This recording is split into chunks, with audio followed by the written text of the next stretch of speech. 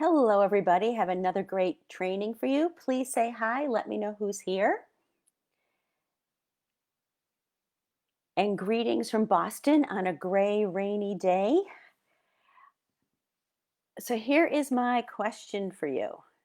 You probably know what a bridezilla is, right? I mean, they do all sorts of like cartoons and TV shows and movies about bridezillas, like how horrible they are, and everything has to be perfect, and they've got to find the best, and they're constantly changing their mind, and they make everyone around them crazy. And the truth is, you wonder if they'll ever even get married after all this. So I'm wondering if you've ever heard of a bizilla. A Bizilla. So that's what I want to talk to you about today. And I want to share 5 strategies on how to avoid being one, because goodness knows we all, including me, have been there at one point or another, some of us many times. So, hey there, everybody. It's Kate Beaters, your breakthrough success expert. And I want to share with you 5 strategies on how to stop being a Bizilla,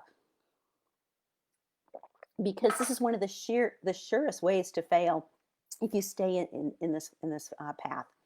So, what is a Bizilla? It is a little bit different than a Bridezilla. It doesn't have that horrible alienating personality, but what it does is somebody who is about to launch something bigger than they've done. It could be a new book, a program, a service, a course. It could be somebody in corporate who is looking to ask for a raise or new promotion. It also could be somebody who is um, wants to launch their own business, right? But it's something bigger than you've done before. And what happens is the launch gets delayed and delayed and delayed and delayed because the person's always looking around, comparing themselves to others, making sure they've got everything perfect, taking courses, certifications, all sorts of things. Um, Reading things, everything just to keep themselves busy, anything but actually, as that old expression goes, putting the pedal to the metal and actually moving forward. One client of mine, she came to me because she was aware that for about the previous 6 months, she had been hesitating launching her website. She was new in business, and she said, Kate, every time I look around, she said, I see how beautiful your website is. She said, I see others, everyone's site looks so great. I look at mine and it doesn't look up to par. And so I'm holding off. I'm waiting till mine looks really good. So here she is holding off on doing this, until we did our work together. And and when you think about it, we all tend to do that. We tend to compare ourselves to others, feel things are not good enough. And what happens is what's really going on is from a mindset point of view is, and just a couple of things I'll name, there's obviously more, but just a couple of the key things is, of course, fear of failing, fear it won't be good enough, deep down fear that you're not good enough. And those things tend to hold you back. But what happens on even a deeper, more important level is that when you start something and stop, that what happens is your self-esteem and your self-confidence goes along with that. So if you don't move forward, then the next time you go and take on a project, you're going to have that story playing back in your head about how things don't work for you. So I really want you to be focused on in this, because everybody does this. I've been a Bizilla. Everybody's been a Bizilla. Some of us more than once. And I want to share it with you, because that way, if you find yourself delaying or procrastinating or feeling things aren't good enough, that you're going to be able to put these strategies into place to help you move forward. And you might even want to grab a pen and paper if you've got one handy. Okay, so the first one is to avoid being a Bizilla, is that you want to know your why. Like, why are you doing this? Now, I kind of want to simplify it, because there's a lot of people out there talking about like the big why and finding your purpose and all this kind of stuff. I'm not making this so grand right now. I really kind of want to just make it really simple. I'm very much into simplicity. For those of you who follow me know I'm into simplicity. I don't think we don't have to always have to make things so complicated. But really simply, like, why are you doing this? Sometimes it's just quite as simple as you need to make money to pay your mortgage. It could just be something like that. For me, my why, quite honestly, is that I know what it's like to play a small game. I know what it's like when I think I'm playing a big game, but I'm still playing a small game. And I also know what it's like to play a really big game. And so my why is all around that, because I want to help others who feel the same way. I want to help them by opening up the doors of possibilities, clearing out the blocks in the way so they start showing up in their brilliance. That's my why. That's what gets me going. That's why when I talk to, ideal clients, I get goosebumps because it's just so aligned with who I am. So why is it so important to have a why? Again, a simple why. You don't have to get all super complicated. I've seen people get stuck right in this very first strategy because they can't figure it out. Make it simple. Make it simple. Um, is that, and this is from a neuroscience perspective, which is really interesting, is that it keeps you motivated. Okay, so when you know why you're doing it, it keeps you motivated. Today in Boston, we've got a gross, gray, rainy day, and it's cold, it's chilly. We just had 70 something degree weather a couple of days ago. So if I was due to head out to a networking event, back when we used to be able to go to networking events not that long ago, I would sit there and say, you know what, it's kind of cold and it's kind of rainy and it's gross out. And I don't know if I really want to go. Is it, I don't know, if it's worth it to do that drive. I could easily start talking myself out of it. But when I focus on my why, like, why am I doing this? Then everything shifts. So when you're focused on your why on those days where you're feeling like you've got too much else going on, or it's a gray, rainy day, or whatever is holding you back, it's going to help move you forward. So motivation is key. So that's the first. The second one is you want to have a goal. Now, I know sometimes when people hear the word goal, it comes from like very much the corporate, you think about corporate and coming from corporate, of course, it was all about goal setting and all that. But the reason it's so important from both a neuroscience perspective, and I love neuroscience. I've been studying it, the last few years, pulling it into my mindset work. And I love it because the researchers are actually giving data to things those of us in mindset were already talking about. So it's very, very cool. And so what they're finding with goal setting is that, which we already knew from mindset, is it gives you clarity, right? You know which direction you're going. Otherwise, it's easy to kind of get caught and you're not sure what direction you're going, which is why when you think about these Bizillas, or when you're being a Bizilla, it's easy to get caught up in bright, shiny object because you're just kind of a bit all over the place. So have a goal. You can even break down the goal as you go along. And what I also want to add to it is have a deadline if it's possible. Because in corporate, or if you're working for a business, let's say there's a project, your boss will give you the project and say, like, Susie or Joe, this is due next Friday. And then, you have to have it back on your boss's desk or email it to your boss, by next Friday. When we have our own business, it's easy to kind of push things back to say, oh, it'll be so much better if I just add this, and tell us things like that. Like, it's still not right. So we keep pushing it back and pushing it back and pushing it back till ultimately, we're way past when it should be starting. So those are the first two so far. Now we've got the why, having a goal. Now we want to get into planning and strategy. So you want to have a plan of how you're going to make this happen. It's lovely to say, like, I want to write this book, or all that kind of stuff, but how are you going to make it happen? And obviously the more you've been in business, or the more senior you are in your company, your plan is going to be a bit more elaborate, to be quite honest. But you still want to have some kind of plan, even if you're just a newbie starting out. And depending on the time frame you have, is what are you going to do each month? What are you going to do each week? What are you going to do each day? What can you delegate? What can you push aside and say, what, it's really not that important for this go around? And also, because what's most important is, I don't know about you, but I technically and typically usually have a very long to-do list.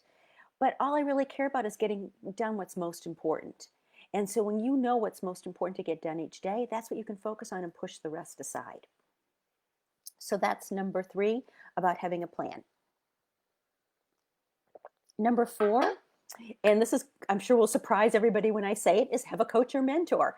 And I know you're going, well, Kate, you're a coach. Of course, you're saying have a coach. Again, neuroscience is proving this. This is what is so cool, is that neuroscience is proving that when someone tries to learn something, and let's say they're doing it off of a video or a YouTube video or something like that, or reading an article or reading a book, you never learn it the same way. You don't learn it as deeply as if you have a coach helping you.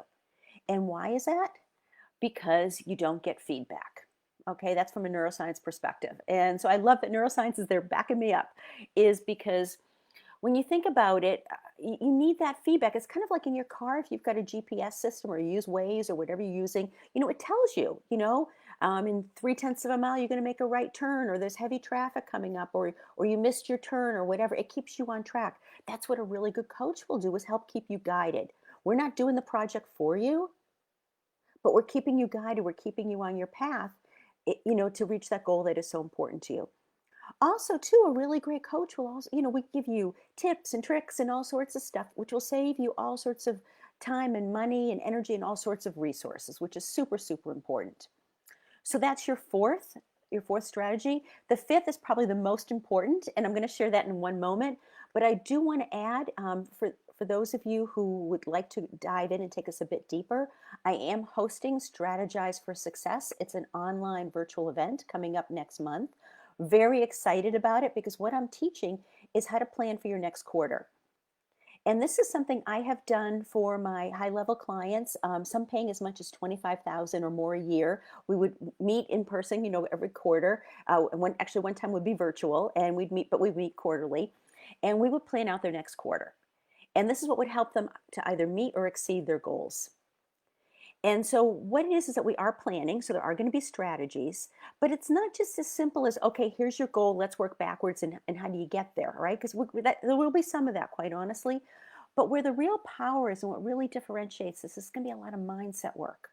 Okay, we're going to be pulling in tapping, which is probably the most powerful mindset technique out there. Also going to be pulling in laws of attraction. We're going to be pulling in neuroscience and all sorts of really cool things because what they have discovered is that mindset is at least 95% of your success or your failure. So which means is that you could have a great plan, right? I'm going to achieve this and buy this and this is how I'm going to do it. But if you don't believe in yourself, if you believe you're going to fail or if you believe you're not worthy of this, you will fail. Somewhere along the line you will self-sabotage. So that's why this is so important. So you can go learn more if you go to katebeaters.com/intensive. That's katebeaters.com/intensive. I don't want this to be too big a group. I prefer smaller groups because I want to have some Q&A during the day. There's also early bird pricing, which is available for a really short time. And that's katebeaters.com/intensive. If you're watching this training video after the training has happened, or if you prefer, one-on-one training, you can also reach out to my team, info@katebeaters.com I'm sorry, it's info@katebeaters.com. So many links and URLs we have to remember these days. So you're going to go to info@katebeaters.com and just say that you'd like to have a conversation with me to learn more about coaching. But I'm really excited. It's a super powerful day, and with everything going on right now with the pandemic and the whole political climate and all this other kind of stuff, we need a plan. We need that glue to keep us moving forward. So I want to share the fifth strategy with you. And so far we've had, your why, what is your goal, what's your plan, have a coach. And the fifth one, which I believe because of mindset is so huge, is what are your blocks? What are your obstacles? What's keeping you in the way from reaching what you want? And some of these are real blocks. Maybe you don't know how to do it. Maybe because you believe because you tried and failed in the past, it'll happen again. And maybe it's a perceived, that you're not good enough, or what if it doesn't work, or all sorts of things like that. So you want to be writing those things down, have a plan to work through them, because otherwise, like I said, you can have the best plan in the world, but these blocks will all keep you stuck. So that's one of the things we will be working on blocks during the Strategize for Success, as well as that's something I work with clients, because all these things do keep you stuck. And one warning, which is really, really huge, is often we're aware of, the obvious blocks, like, oh, I'm stressed or I'm overwhelmed and things like that, right? But what I find is when I work with my clients, I'm able to kind of, because of my intuition, my expertise, and my brilliance, I'm able to kind of uncover and see that there's more going on behind that and kind of pull that out, and that's where the work really begins. So let's kind of really wrap up the 5 of these. And if you enjoyed this training, please share it to anybody else you think who might be a Bizilla. Like I said, I think we all are at one point or the other. Anybody who takes that next step into up-leveling their business or career. So first step, know your why. What's your goal? And set a deadline. What's your plan? It's your strategy for getting this done. Have a coach. And lastly, what are the blocks and obstacles holding you back? So let me know how this works for you. I'm really excited because I believe everybody has their own brilliance. And one of my whys is really helping you pull that brilliance out. So I hope that this training is valuable. I hope it reminds you that you are brilliant and you have a gift that needs to be shared with this world.